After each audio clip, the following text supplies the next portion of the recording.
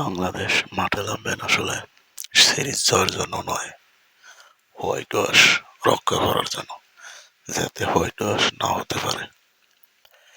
তো আমার যতটুকু ধারণা আসলে বাংলাদেশ হোয়াইট ওয়াশ হয়ে যাবে, কোনোভাবেই রক্ষা করতে পারবেন না এই লজ্জা থেকে।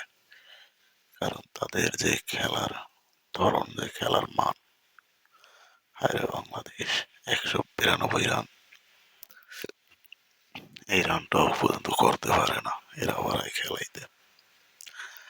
আমি একটা ভিডিওতে বলছি যে কোটি কোটি টাকা জনগণের টাকা দিয়ে খেলে, একজনে কমন করছে এটা কি আপনার টাকা? আরে ভাই, এটা আমাদের টাকা না, তো কি খেলোয়াড়রা বাড়ি দিয়ে নিয়ে আসছে?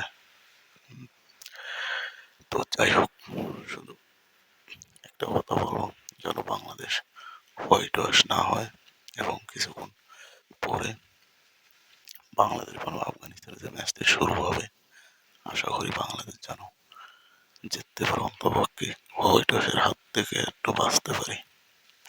মান সম্মান আর কিছুই নেই। এবং সবচেয়ে বড় কথা হলো, বাংলাদেশ এবার বাছাই পর্ব খেলে তারপর বিশ্বকাপ খেলতে হবে। তো বাংলাদেশ কোন পর্যায়ে চলে গেছে এবার আপনারাই বলেন। তো যাই হোক বন্ধুরা, ভিডিও বেশি বড় করবো না, আছে বন্ধু, সবাই ভালো থাকবেন।